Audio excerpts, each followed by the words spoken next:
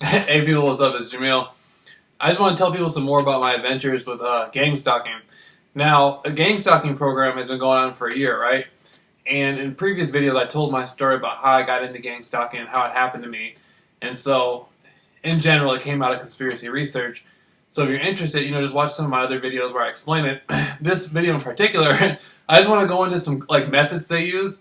Okay, so when I was when I was in Phoenix for 2 weeks, right? They had this thing going where they were using women. Now, historically, they like to use things that agitate you. So like cars, helicopters, and getting a helicopter is like a pretty big deal. I think that's pretty cool. But they use things like cars, having people ride by and look at you.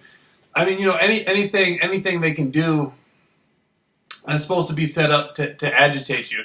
Like if they feel they found something that's gonna hurt you, then they'll keep going with that, no matter what. They'll just keep pounding it and pounding it and pounding it. And for me, it was different. For me, they started using women, and the women they were using, man, oh my God! At the hotel I was at Phoenix, they had this chick, man. Her ass was so damn fat, right? And I'm just sitting there. I'm sitting there I'm sitting there at the hotel lot. Her ass was fat, and I was like, God damn. And so she walked in and she just looked at me like this. And you should have saw her ass. When I say fat, I'm talking about fat. She looked like she came out of a magazine. And so I'm sitting there studying her oh my God, I know this is part of this. I know this is part of the program. You know what I mean? And so they brought the woman in to capture my attention. And I haven't really figured out what that's about.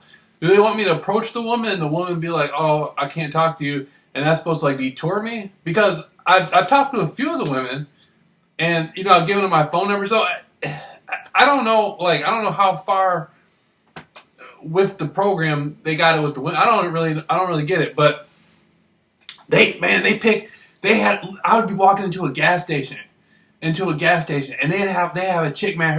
I'm talking about she'd be bent over the counter. Her ass, dog. Her ass was so fat. Look. I'm talking about for real. This isn't a game. This isn't a game.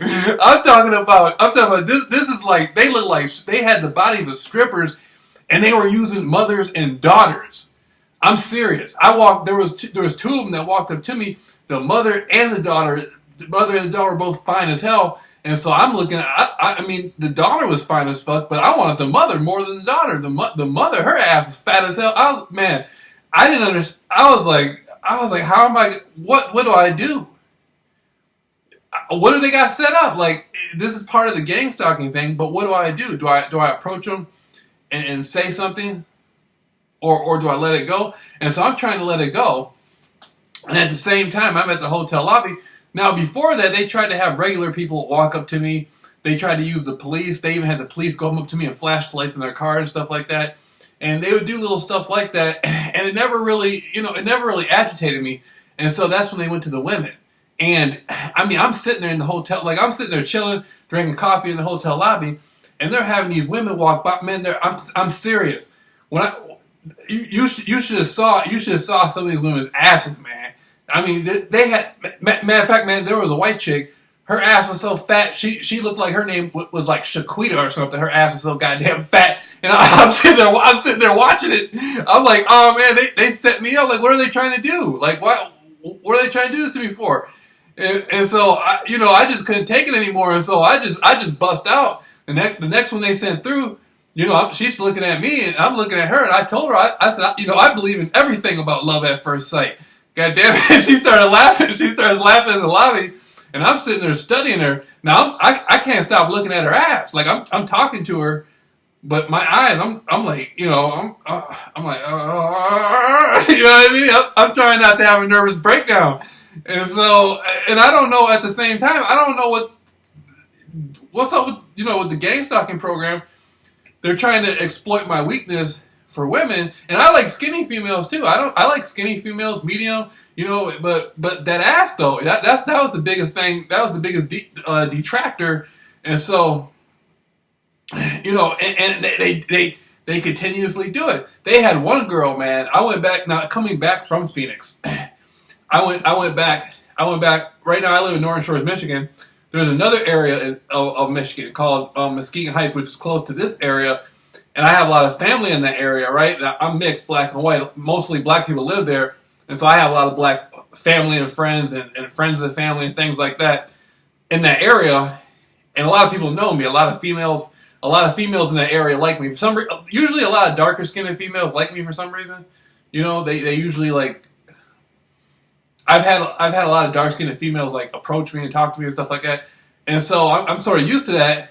But I get there, and I'm walking around and stuff, you know, studying. People are driving by in the car and say, "Hey man, where have you been at?" and all this stuff. They had a female. She was light skinned, right? Her ass. Her ass was so fat. Look, when I say fat, I'm talking about like it was, man. And she was walking with a baby carriage, and I saw that, and I'm just like, I will not allow the gang stalking entity to keep me disconnected from this entity. And so I take off running, like I take off running there, and I just start talking to her. I'm like, yeah, you know, the only reason they paid you to do that is because I'm famous. That's right, I'm famous. And she's trying not to. She's like walking with the stroller, and she's with another girl. Her ass was just as fat as her. Her ass was fat too, but I wanted the light skinned one, and she was walking with the baby stroller, and her walk started changing. Like she started appreciating the way I was talking to her. I was telling her how good she looked and stuff like that. And you know, I mean, she knew whoever she thought it was, she knew I wanted to talk to her. But I just let her know, you know, the reason why they paid you to do that, blah blah blah. And she's walking, she's continuously walking. And now everybody in this neighborhood knows me. And so for her to not stop and look at me, that was a confirmation, because she knows I know everybody in the area. She doesn't know me, but she knows of me. So she continually walking with the carriage. And so for her not to turn and look at me, that was confirmation. Yeah, somebody paid, they put you up to that. And see, that's what it's about. It's a distraction. Gang stalking is about disconnecting you from the reality around you. That's what it's all about.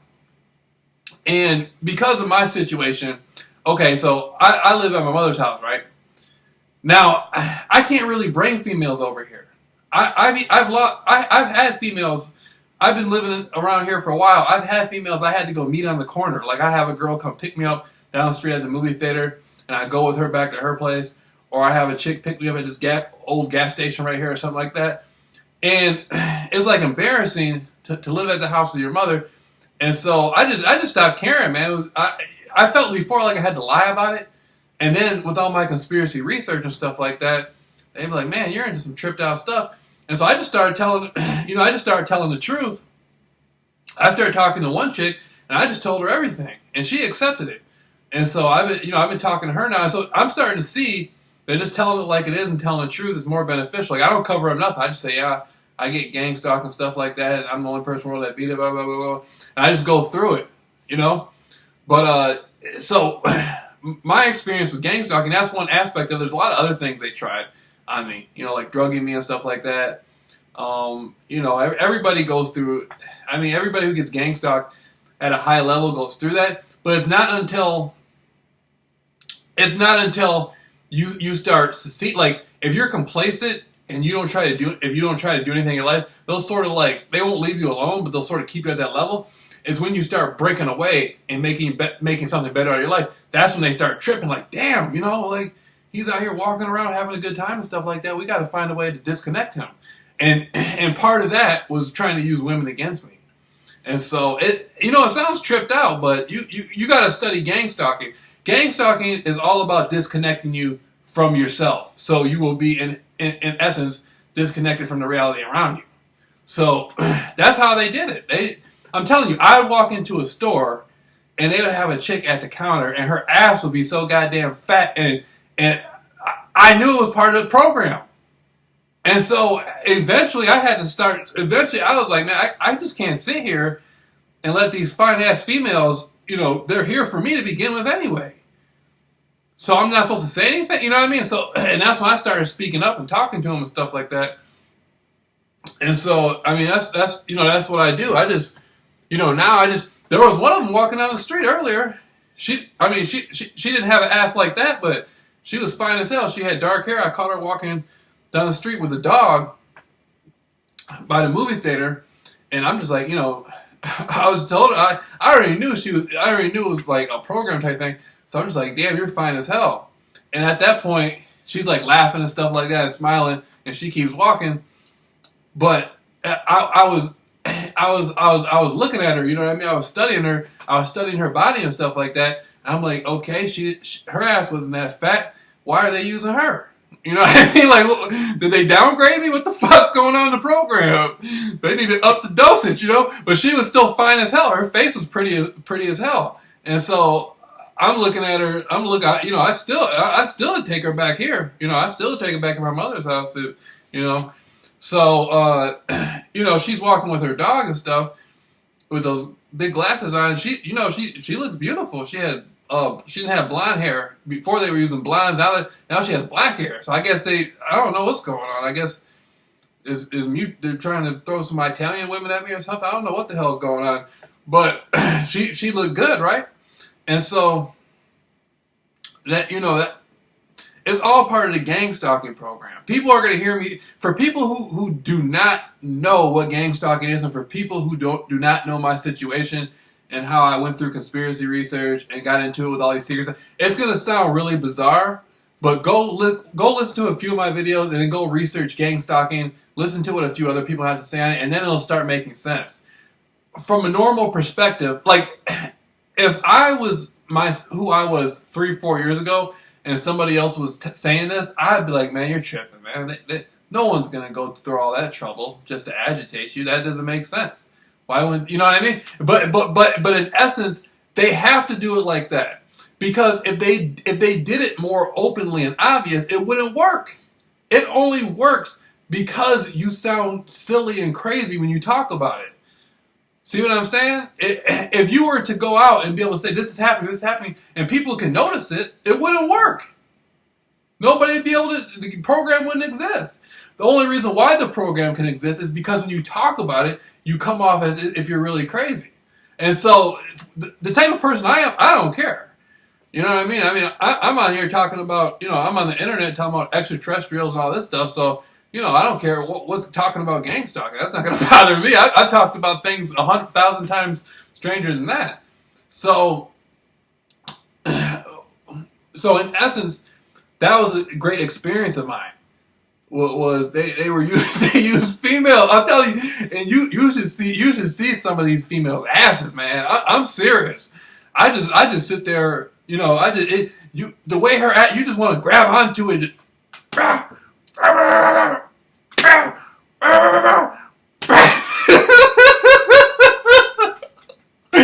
how I feel. They had this footman. I felt like, you know how those boxers go like this on the thing. That's how I thought.